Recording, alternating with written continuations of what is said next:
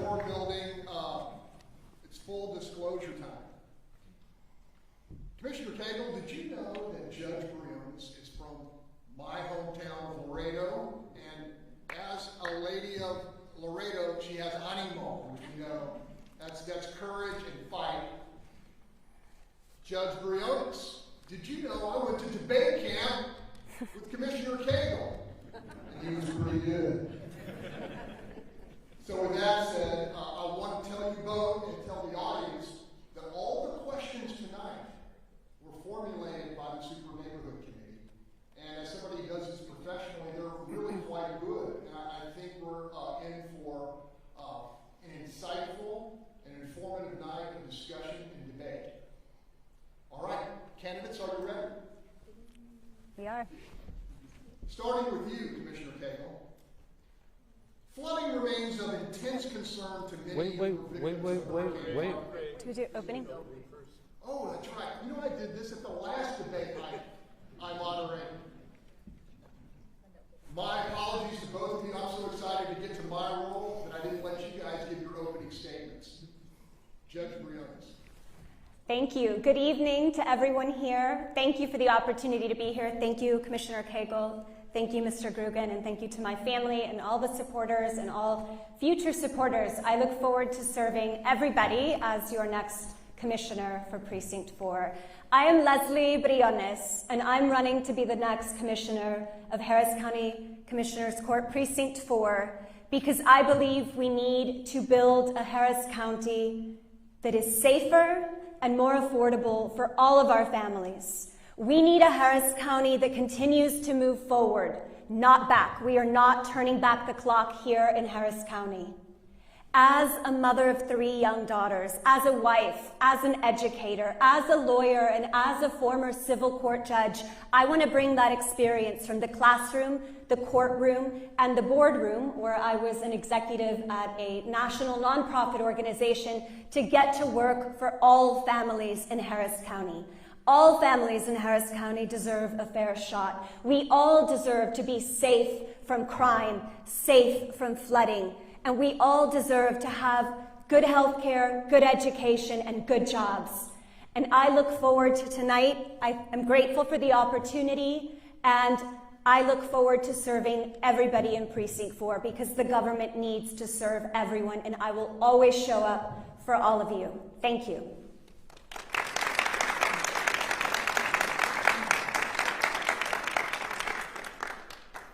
I'm Jack Cagle, and this October the 3rd, it would have been my privilege to serve the people of Precinct 4 for 11 years. Last year, we had redistricting, and although it changed radically the boundaries of Precinct 4, it did not change my passion for service. And I want to thank the Super Neighborhoods for giving us this opportunity to speak of our passion for our communities. And I want to thank you, Greg Grugan, from back in the day, but also today for serving in this important role. I think there's 2 issues that are going to be important tonight for us to discuss. One is, what is the role of county government? And the second will be the issue of who of us has the best record to continue in the role of service of Harris County Precinct 4. First of all, I believe firmly that the role of county government, County Commissioners Court, is to be local, not global. We spend too much of our time addressing issues of trying to tell President Biden how to run the White House, or Austin how to run the State House. And we should be focused on issues that involve us day in and day out. And those issues were the ones that I explained to my daughter years ago when I first had the opportunity to become a commissioner, because being a judge, she understood what a judge did, but she didn't understand what a commissioner did. And those are the basic P's. The first one is that we are to make sure that we take care of the potholes. Precinct 4 has assembled one of the best road and bridge crews imaginable. And they are there for our service to make sure that when you need something that they can take care of the drainage issues, take care of the ditches, and take care of the potholes that are in the road. Number 2, parks. Our parks need to have clean bathrooms. They need to have mowed grass, and we need to partner with our cities and our other entities out there to make sure that they are well taken care of. And public safety, flood control. The Chronicle said that it was a miracle of foresight with the opportunity that we provided by purchasing land for green space along Spring Creek Greenway. And after Harvey, to which I had 2 feet of water in my home, I was inspired to lead the charge to make sure that we passed the 2018 bond that provided 2.5 bases. Also, police. I got 30 seconds left to go, and I got about 3 minutes that I'd love to do. That's the old debater's problem. The cops are supporting Cagle.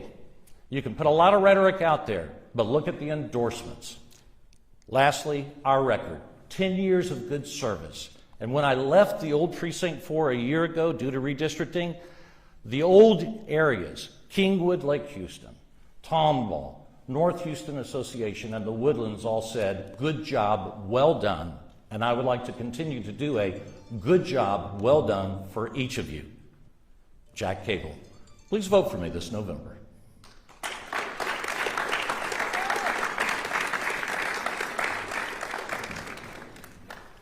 Okay, now to the questions. And I'm going to direct this first to Judge Briones. Flooding remains an intense concern to many who were victims of Hurricane Harvey.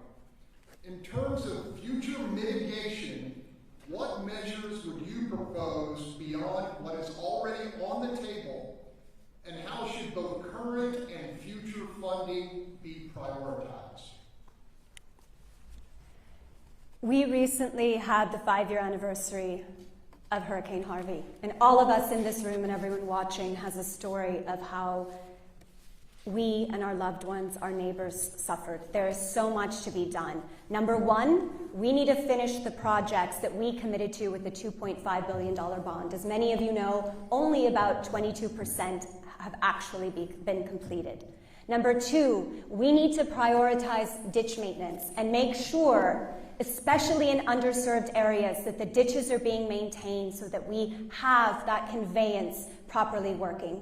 Three, we need to invest in green infrastructure, making sure that we are having green solutions, protect the Katy Prairie, for example, to make sure that we are not only playing the short game, but we're playing long term to make sure we are protecting our communities. And at the end of the day, we need the $1.2 billion infrastructure bond to work on the roads and neighborhood drainage, which will complement the work of the bond and will complement long-term projects that we are looking into, such as the deep tunnel system, Ike Dike, and other priorities. So I look forward to working with all of you to hear your ideas and how we can mitigate flooding and make Harris County safer for all of our families.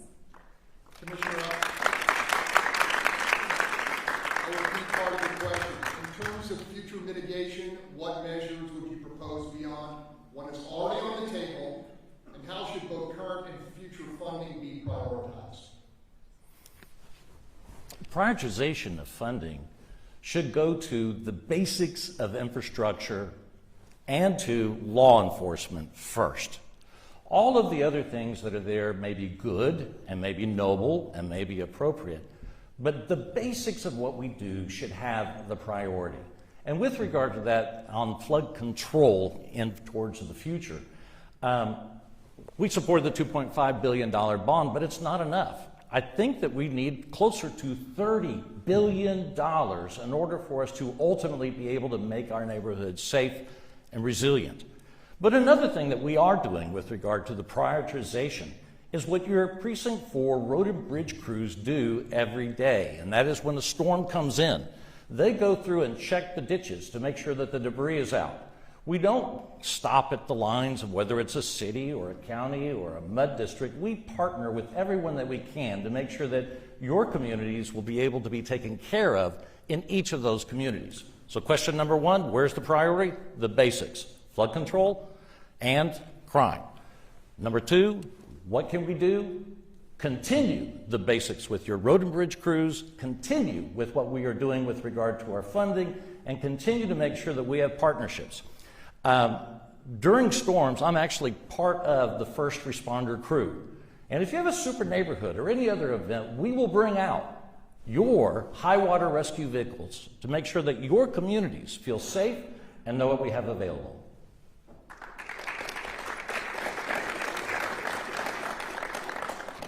Another flooding question.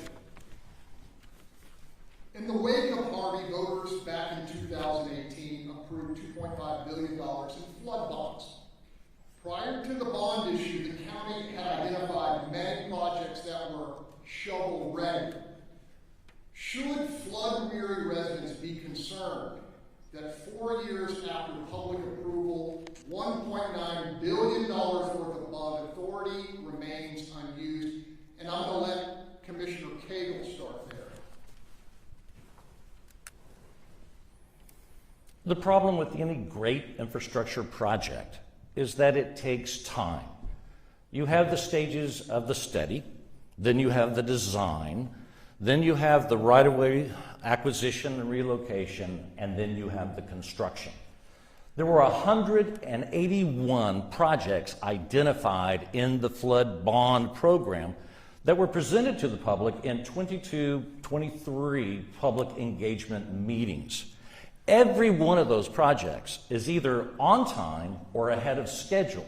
Some of the projects require matching from partners, and we had a problem for a while there with the GLO not providing to us all the funding that we had anticipated. But now we have addressed those issues. No project, though, has been held behind, and nor do we have problems. Now, the concern with the 1.9, we were hoping to leverage that so that we could get between $6 and $7 billion worth of projects. It is not a bad thing that we still have 1.9 because we are still using those funds towards that acquisition of right-of-way, partnership funding, federal funding, working with the Corps of Engineers and others. And so to that extent, yes, we need to continue to build, but every project is either on time or ahead of schedule of the 181.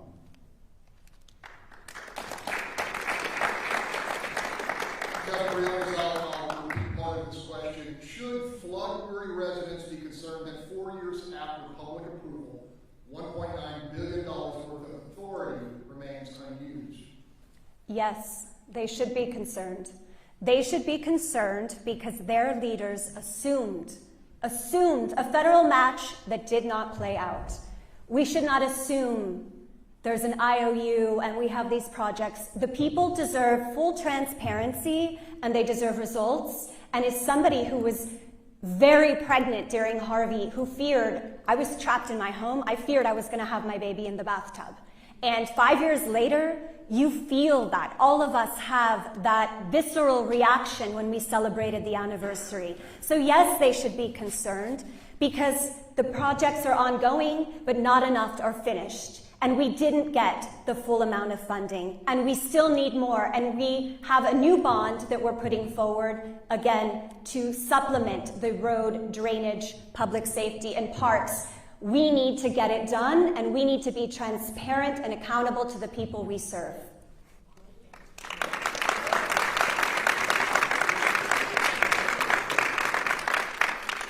Speaking of bonds, the county has placed another $1.2 billion issue on the ballot in November with no details of specific projects for which the proposed funds will be targeted. Only the broad categories, roads, parks, and public safety infrastructure. Turns out the county still has around $373 million available from the bonds approved by voters 7 years ago. Now, given that background, are you as candidates urging passage of or opposition to this latest bond proposal, which, if approved, would add an estimated $35 to the property tax bill of the average homeowner? And Judge Briones, I'm going to let you go first. Yes, I support the $1.2 billion infrastructure bond. Absolutely. We need it. This is a meat and potatoes bond. We haven't had a similar bond in 7 years. The fact that the county has not moved fast enough is not a reason not to do it. Drive around this county. Our roads need work, our parks need work. We certainly need to do a better job in terms of law enforcement and public safety, and we need the resources to do it. So I absolutely support the $1.2 billion bond. And I stand proudly because I support infrastructure. And I hope that the voters will pass it this November. And in sharp contrast, Commissioner Cagle did not vote in favor of the $1.2 billion bond. And that's just voting against it to go to the people. I believe in democracy. The people should decide if they want to invest in their infrastructure. So yes, absolutely, I support it.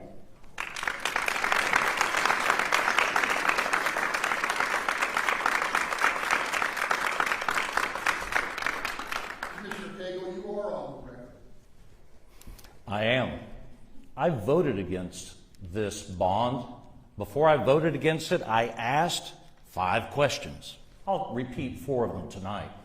First of all, why do the bond now? Is this the time to put an extra tax burden on the public? The reason for why we're supposed to do it now has been articulated well. It's been 7 years.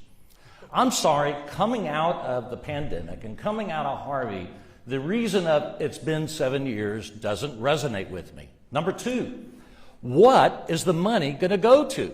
We don't know. With the flood bond, we had 181 projects listed. This, we don't know. And 2, where is it going to go? And with regard to the where, all we do know is that Commissioner Garcia promised it was not going to be a 25% split. In other words, the people of Precinct 4 are not going to get their full share of the project, of any project that we may or may not know what they are. But I can tell you one thing that we do know about it. With the bond that we passed for flood control, it cost us $250,000 to do the 23 watershed meetings. But on this, it's going to cost us $1 million to do the public engagement coming up just on a November 8th election. That smells fishy to me. That's not right, that we are going to be spending so much money on public engagement on a project with undefined projects that are going to tax the people at a time when we still have $190 million that are unspent from the 2015 bond.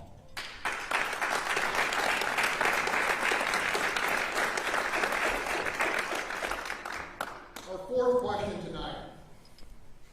Law enforcement officers, jail operations, the district attorney's office, the court system, all critical components of our criminal justice system, and each the focus of underfunding protests during the ongoing crime wave. Question: given what many see as a public safety crisis, has current county leadership, dominated by a Democratic majority, provided all areas of law enforcement with appropriate financial support over the last 3 years? And that question goes first to Commissioner Cagle. The answer to has Harris County leadership provided the appropriate funding? The answer is no. We received over $915 million, we've spent over $915 million of ARPA funds. President Biden says it could be spent on trying to stop the criminal activity that's going on across the nation. Of that, only 0.3% have gone to add extra boots on the ground. We have been funding things that are like law enforcement, but ask yourself, are there more boots on the ground? And have we taken care of the salaries of those that are in office? And the answer to both of those questions for the last few years is no. Now, in the political season, everybody all of a sudden is a fan of law enforcement. But I'm going to ask you the question. Look to who the endorsements are. HPOU, Houston Police Officers Union, supports me. The Sheriff's Organization supports me. Your constables are supporting me. Why? They don't buy into the rhetoric. They buy into a proven track record of making sure that law enforcement is advocated for and will be adequately funded. And I will continue to be an advocate for those boots on the ground and adequately funding and training them.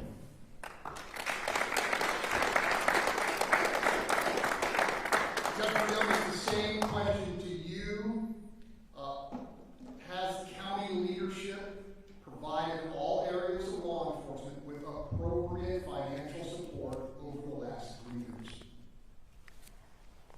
Law enforcement spending has gone up every year and accounts for about 2/3 of our budget. There can always be more that we invest. And you know what? I will show up to the budget meeting, because not showing up in the no new revenue, there are substantial cuts to law enforcement, which is dangerous. We need to be investing. So for example, the new budget that was proposed, but that couldn't pass because there was not a quorum, had a $97 million increase. I'm sure you just heard from Sheriff Gonzalez. They have to halt a new cadet academy in October. So talk about boots on the ground. They can't go forward because the sheriff's office alone is going to be down $42 million. And this is not rhetoric. As a little girl in our hometown, Mr. Grugan, I was the victim of crime several times, and I have been as an adult too. And when you're a little girl and someone breaks in your home, you remember that fear. And I take a victim's lens. I stand proudly with law enforcement, and I look forward to earning their support when they reach out and allow me to scream. I will always stand proudly with law enforcement. We all deserve to be safe in our homes, and I will continue to listen and learn and represent and stand proudly with all of our law enforcement agencies in Harris County.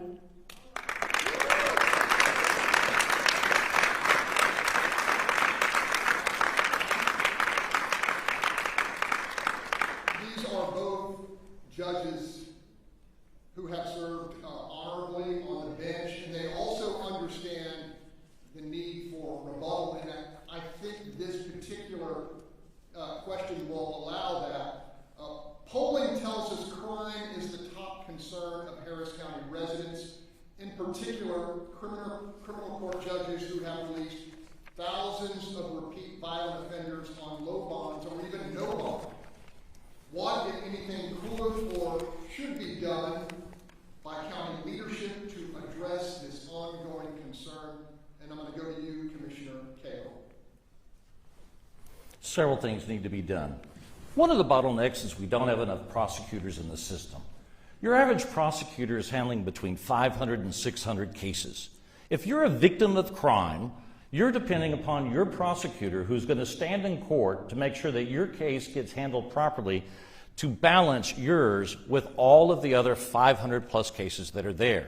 We need to make sure that we have adequate boots on the ground. We may be spending in differing areas, but how many extra boots on the ground? Community policing is the route to go, and we need to do that. And I'm going to quickly address the issue of cuts to funding. The no new revenue rate means no new revenue rate. What that means is that there will be the same amount of revenue this next year, plus an estimated $66 million according to Truth in Taxation, or $72 million by other sources that will be added to the budget.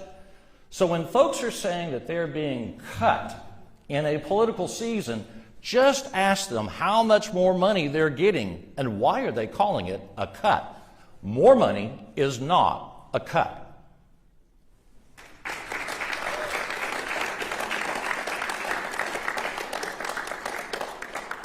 Judge Briones, I'll repeat this question. Harris County residents in particular are concerned about criminal court judges who have released thousands of repeat violent offenders on low bonds or even no bond. If you are elected, what would you do to try to address this ongoing concern? We absolutely need to address violent crime in Harris County, and our current elected officials need to be doing more. Number one, we need to clear the criminal court backlog. As a civil court judge, I cleared the backlog in my court, so I look forward to honing operations. We need to continue investing in visiting and associate judges to keep moving those cases along. We need to continue investing in flock cameras, in Viper, making sure we're going after the Violent Persons Task Force. We need to make sure the Harris County Jail is not the biggest mental health institution, and we need to continue investing in the Holistic Assistance Response Team. We need to make sure cases are moved, people are treated justly, but that everybody in Harris County deserves to be safe. We need to work with communities and invest in our community policing. So I look forward to getting to work as your next commissioner because a lot more needs to be done.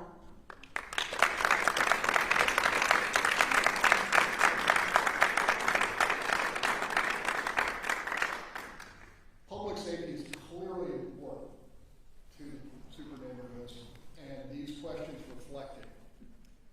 With crime rates rising to historically high levels, the proposed 2023 budget does not include funds to substantially increase the number of patrol officers. In fact, a proposal by Commissioner Ramsey to add 200 additional officers countywide has thus far failed to earn the necessary support. I'd like to throw this out to you, Judge Briones. Should we be adding 200 additional officers countywide? The first thing we need to do is fill the 400 vacancies already approved and open in the sheriff's office. That's what we need to do first. We have a problem filling already approved positions. We need to make sure, and in contrast, I will vote in favor of pay raises for our law enforcement, not against, as in February of 2022. We need to make sure that we have a compensation study, an analysis that we are paying people fair wages. And by the way, and under the no new revenue, you know that health insurance for county employees went up $1,000. When we're in an inflation period of epic proportions, we need to make sure we pass a budget that we can not only fill those 400 currently open seats, but make sure that we are paying our current men and women who are risking their lives a fair wage and that we have the money to pay for their benefits. So I believe that we need to make sure we take care of business first and then consider expanding.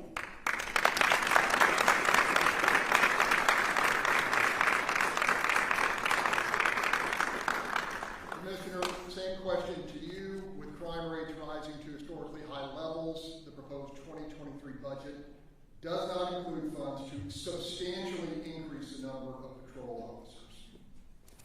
It didn't. And it did not substantially increase the salaries of the officers. There was a token amount that was tossed in at the last minute.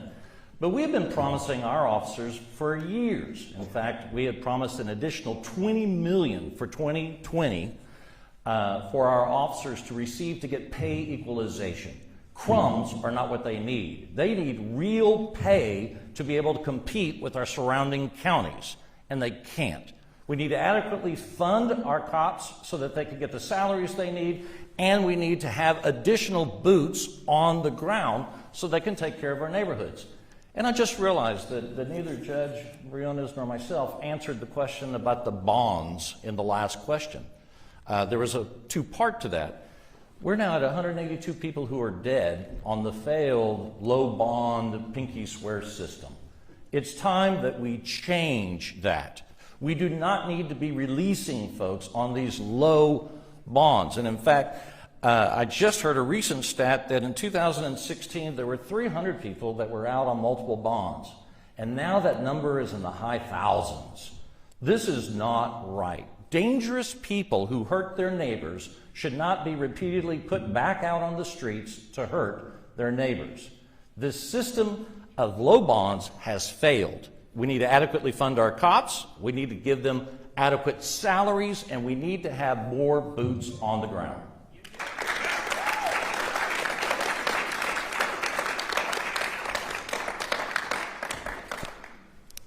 And thank you. The 2023 budget proposes a 26% increase in the public defender's office, which defends those accused of crimes, and a 7% increase in the DA's office, which prosecutes those crimes. What do you make of this obvious disparity? And I'm starting with you, Commissioner Cagle. It's wrong. Our public defender's office has increased in the last 3 years by $32.5 million. It has grown exponentially.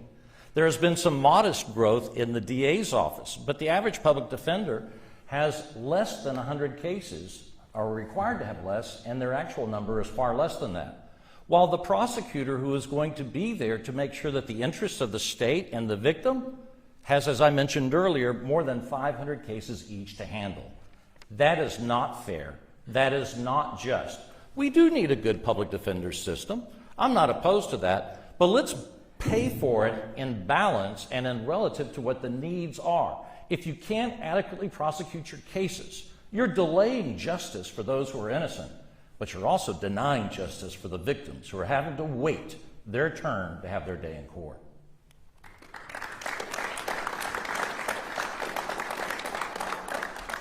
Judge Briones, I know you're a civil court judge, but you keep an eye on these issues. 26% increase in the public defender's office versus 7% for the DA's office. What are your thoughts on the disparity?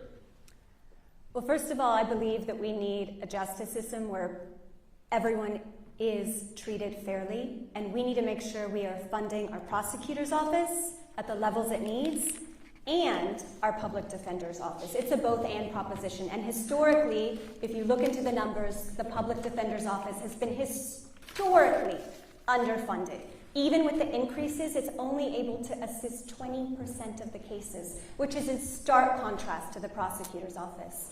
So in sum, I support both. I believe that everyone deserves their fair day in court, and everyone is presumed innocent until they're not, until they're found guilty in the court of law. And we need prosecutors and public defenders moving cases because I completely agree with Commissioner.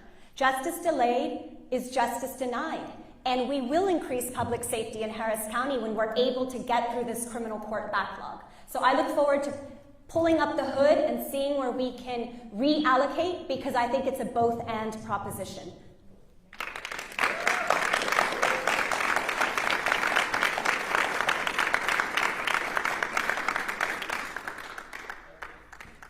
This is interesting.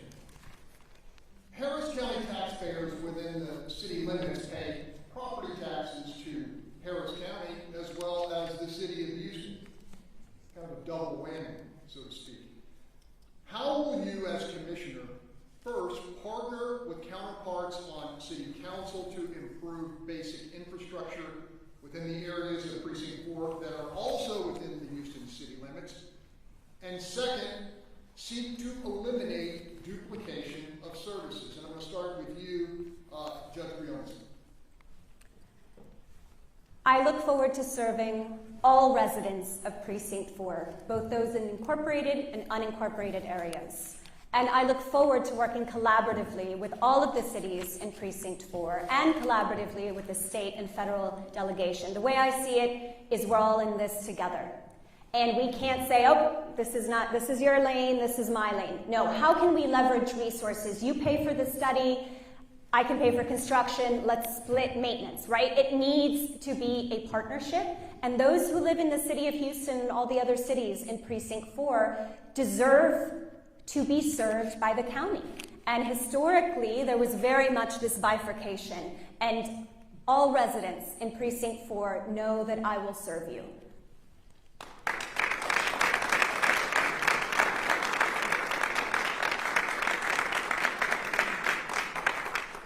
Commissioner, same question to you. The old Precinct 4 was about 72% unincorporated, and there was nobody to help them but the county. The new Precinct 4 is about 50-50 with regard to those that are in one of the 5 cities that we serve and those that do not live in any city. So let me answer the question about what I will do by what we have done in the last year where I've had the privilege of serving. With regard to the constables, we did a $1 million transfer from my budget to the constables' budget to have extra cops in the parks. With regard to the Houston Parks Board, we transferred $3.3 million to complete the Brays Bayou Trail. With Councilmember Pollard, we have partnered to build in Gulfton and the Burdett Balin Park. We actually helped mow between the cycles. They were on a monthly mowing cycle. We partnered with them for the dynamos. We painted the other grounds, and we're working on other areas. With Councilmember Kamen, we have ended up with the Sparks program with Sinclair. We are also working on drainage projects to make sure that we get water from the streets into the bayou. With Amy Peck, we did Brick House Gully, Newlands Road. We're doing movie nights with them and with Huff, which are parks programs. And with Councilmember Tiffany Thomas, we're bringing $2 billion of trees to A-Leaf because they need it. We've got more. We've got Katy, Waller, and other areas, but we're also working on with the Energy Corridor on trails. We shall partner with the city and all the entities that we work with. And that also includes our mud districts. Aren't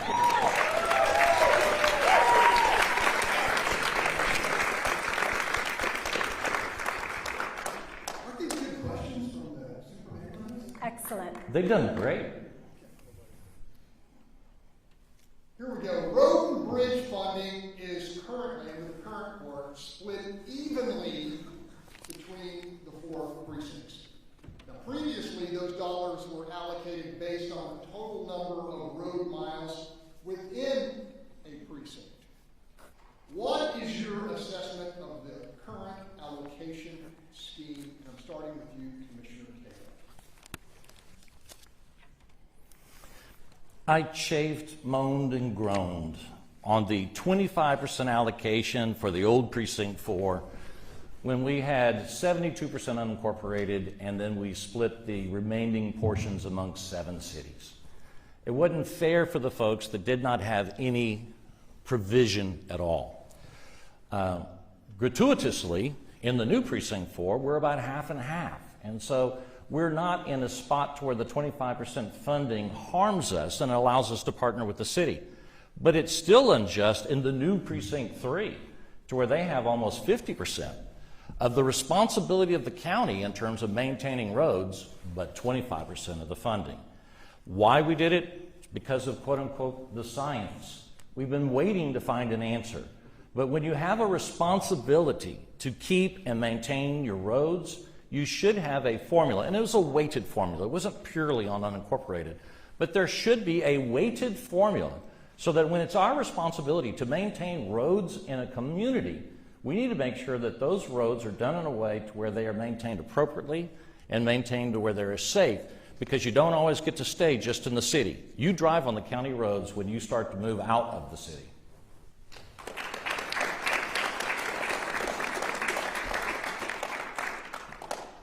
Judge Briones, your thoughts?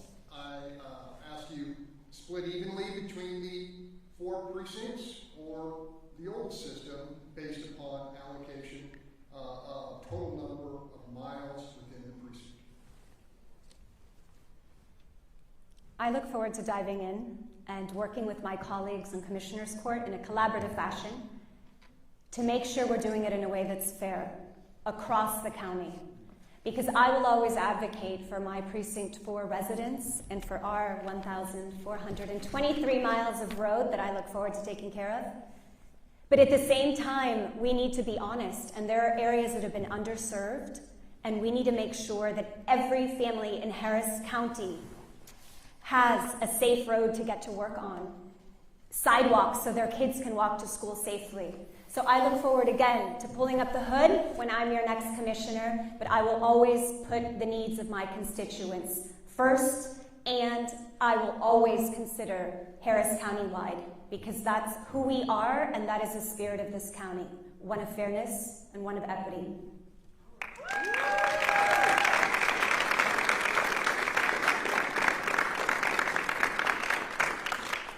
Okay, candidates, we're heading into the stretch run. We've got some good ones. The county received hundreds of millions of dollars in pandemic-related American Rescue Plan money from the federal government. Some of that money was spent to establish new programs such as free daycare. Do you believe those programs should end after the federal aid money dries up? Or should local property taxes be used to fund them moving forward? In other words, should social support programs like daycare be considered a core responsibility of county government? And I go to you first, Judge Briones. Let me be clear. We need to deliver on the basics: roads, potholes, parks, we absolutely need to deliver on the infrastructure, public safety, healthcare, the core functions of county government, and we will deliver. And we can't walk away from helping to drive economic opportunity. So to the childcare point, I have 3 little girls. Even with me and my husband working, childcare is extremely expensive. And for those who are working minimum wage jobs, multiple minimum wage jobs, and during the pandemic, we lost so many women to the workforce. We need to make sure people can have good jobs in Harris County, and we need to make sure that we are investing so that they can work. And that will help drive the economic engine of Harris County. And I will be very creative, because I worked 8 years in philanthropy, for example, and worked with governmental entities across the country. So there's ways we can leverage philanthropic, state, federal funding on an ongoing basis to make sure we're delivering on the fundamentals and making sure we're allowing all families in Harris County to thrive.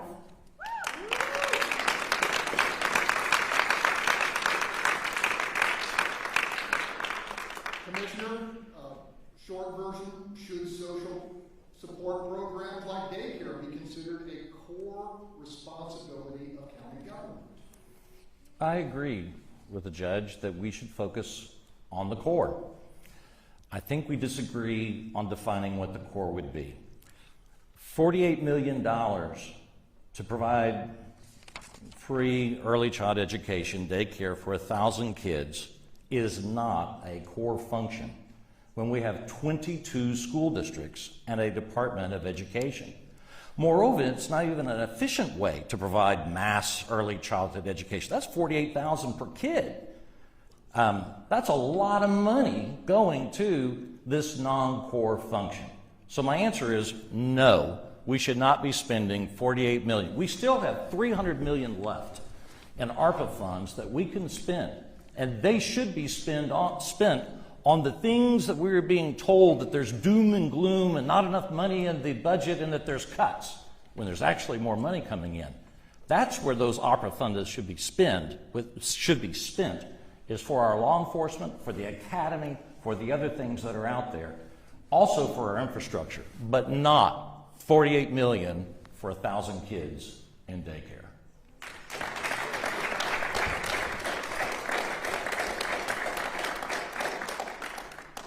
Back to public safety. Candidates, should Harris County have both sheriff's deputies and constables? Could a merger result in substantial savings for taxpayers without compromising public safety? I start with you, Commissioner Cagle. The short answer is no. Your constables in your unincorporated portions of the county are like your HPD in the city. You have the sheriff that is countywide. You have your Houston Police Department when you're in the city of Houston. You have the Humboldt Police Department. You have the Katy Police Department. When you are in an incorporated area, your sales tax goes to supplement your law enforcement. Your constables are your primary source of law enforcement protection when you're not in an incorporated area. And they are a critical component with regard to our constable program that we have with regard to sharing with our MUD districts and other areas to make sure that everyone has the opportunity for law enforcement. They have a different role. They are closer to the people. They have a different system than the sheriffs. I think it would not be the best thing to do to try to merge them all into a sheriff's department. For that matter, if you're going to do that, then let's just go ahead and merge all of the police departments of the county into the sheriff's office. Or while we're at it, let's just merge all of our local officers into Texas Department of Public Safety. You need to have your cops serving you to be the ones that are the closest to you in your neighborhoods. They're accountable to you, they are voted, and they are the ones that need your support, but they also need to have their own independence from other larger entities.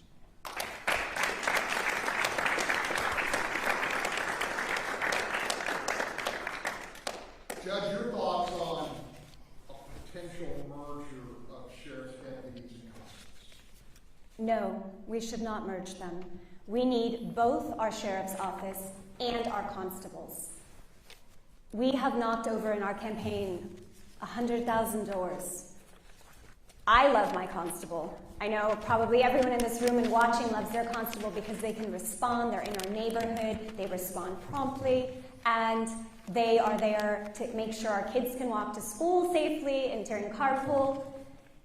And our sheriff's office is fundamentally important, responding to over 70% of violent crime. It's a both and, again, a both and proposition. We need both. They each serve crucial core functions in our county, and I look forward to working with Sheriff Gonzalez and his team and the constables. In fact, this week I actually had a conversation with one of our constables and Sheriff Gonzalez. Again, I stand proudly with law enforcement, and we need both.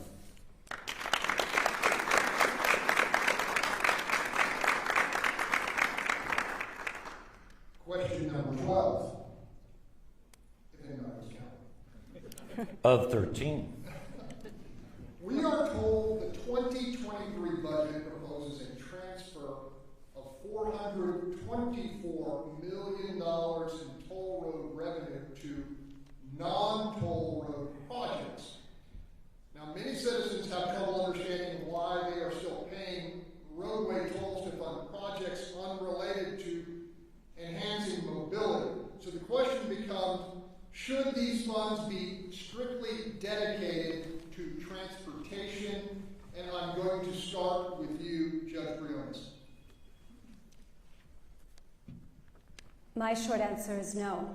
We should be able to use our tollway funding for mobility and transportation more broadly, namely the trailways.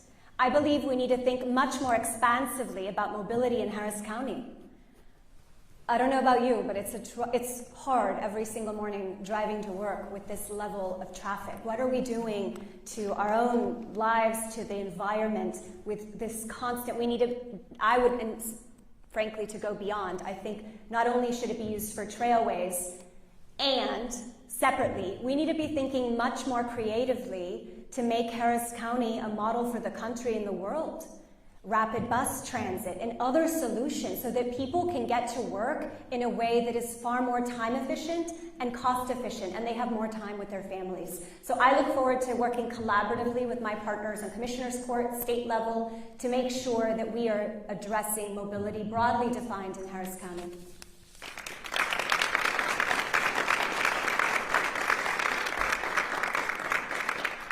Commissioner, $424 million in toll revenue to non-toll road projects. Bad idea? Bad idea. Your mobility funds should stay within the mobility system. And in fact, there are some legal questions as to whether or not you can make those transfers or not. We previously had an effort to move $300 million out of the Toll Road Authority and to put it into a government program that then was going to put it into social programs. Now, I think that we're in agreement with regard to trails. In fact, the old Precinct 4 and the modern Precinct 4 were the leaders of the county with regard to trails that were available. Please take a look at the Spring Creek Greenway, which has received national awards for allowing folks to participate in the great outdoors, to have a trail system, and it connected to the ExxonMobil campus. And we're in the process of providing similar programs, coordinating and partnering with the Energy Corridor, with Houston Parks Board and our other folks to make sure that we have good trails. But a good trail is not a substitute for a good road when you need to get to work. Some days it's hot here in Houston. Some days it's cold. And some days it's raining. And so we need to make sure that we have adequate roads for our transportation so that we can all partner in the economic workplace together.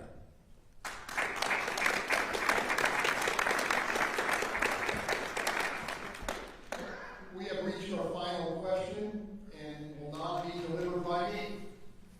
It will be delivered by each of the candidates to their opponent.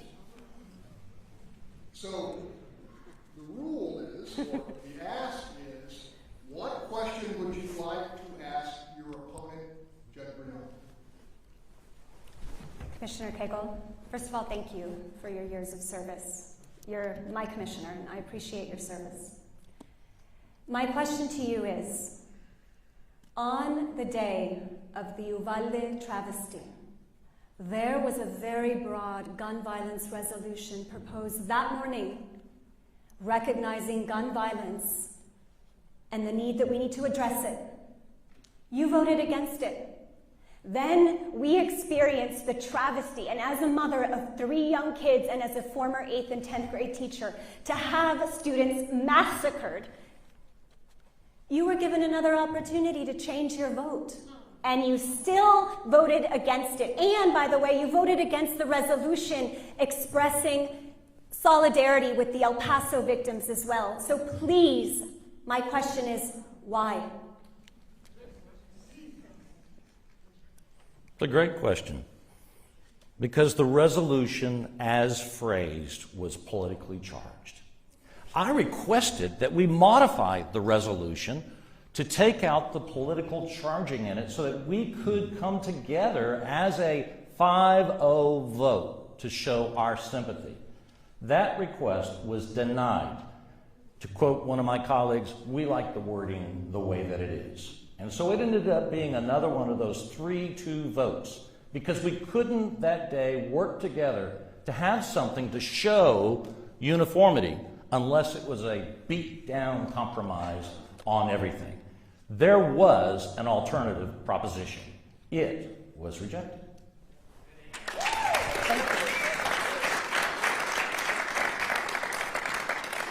Commissioner Cagle, now your question for Judge Briones. I'm going to go back to an earlier discussion item that we had, Judge, and that deals with this current bond where Precinct 4, as it is being described, will not get the same funding as Precincts 1 and 2. Are you in favor of the folks of Precinct 4 receiving less funding, even on the 25% model that they're using, than Precincts 1 and 2? And will you advocate for these people that they at least get the same amount of funding out of this bond as the other precincts are receiving? Yes, I will always advocate for our Precinct 4 residents, and all of them. So as y'all know, with the $1.2 billion bond, each precinct gets the $220 million, and then the last 200, and this is within the $900 million, the last $220 million is allocated based on need. So I believe that's what you're referring to. But each precinct, for the record, does get its $220. The areas of need of Precinct 4, I will make my argument to go for that other $220 bucket. And I will work collaboratively with my colleagues on Commissioner's Court. And I will make the case, as I have as a lawyer, and showing the need, showing the areas that have been underserved, and I will go after that money, so I will not concede. But I am in favor of this $1.2 billion bond because I do want to invest in our roads, in our parks, in our drainage, in public safety. So yes, I am in favor of it, and I will fight for Precinct 4, always.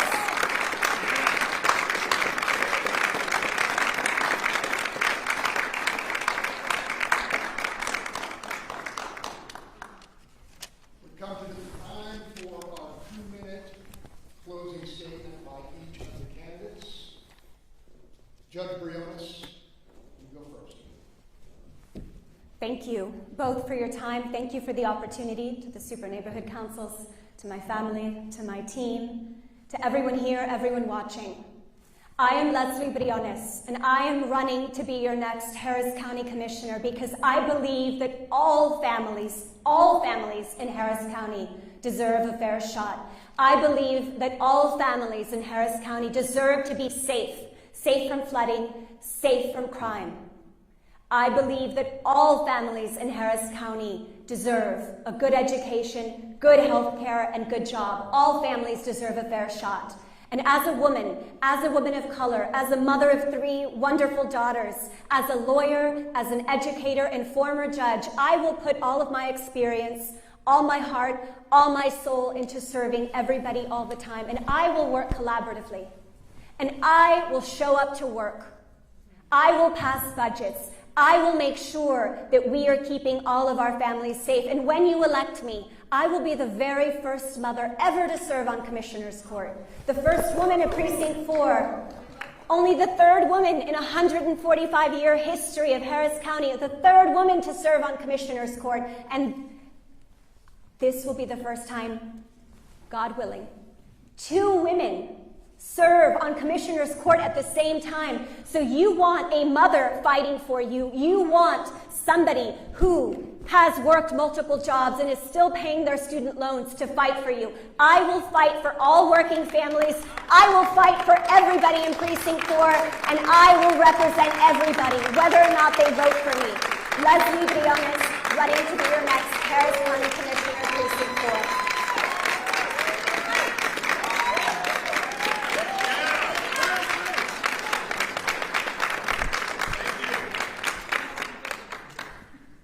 Commissioner Cagle, your 2-minute closing statement.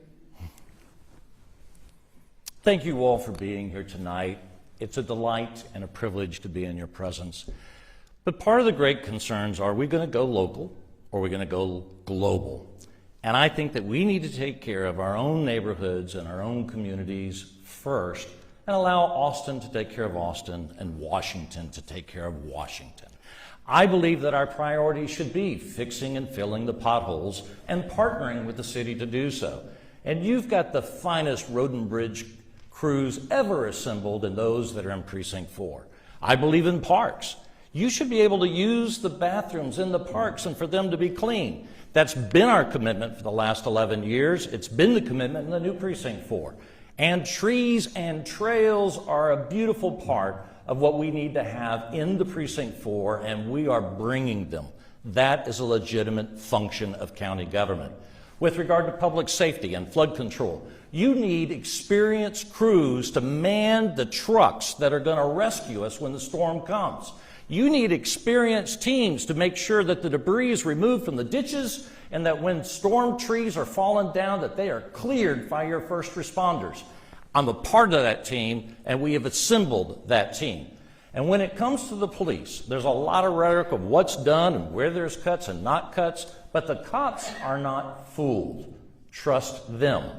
They are supporting me. And then with regard to property tax, showing up to work, I will tell you I showed up to work the day that I refused to allow a massive increase that would have cost the public over $250 million more that day.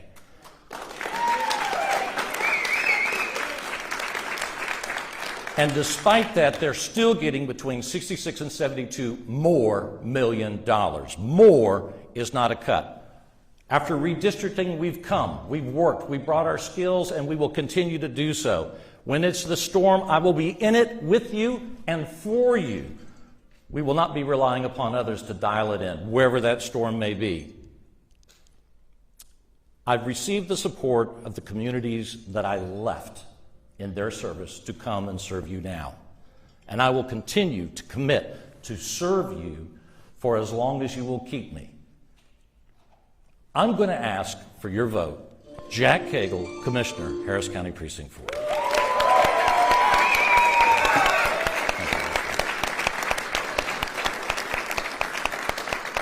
Well, that's what democracy looks like. And you're what democracy looks like. This is the way it's done. What a great discussion. Let's have one more hand for both of our candidates.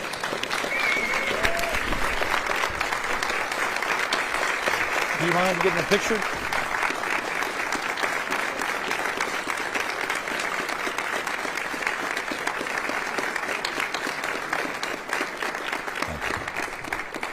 And thank you. You did a marvelous job. And to the super neighborhoods, thank you as well. Yes, thank you for the opportunity. Great discussion.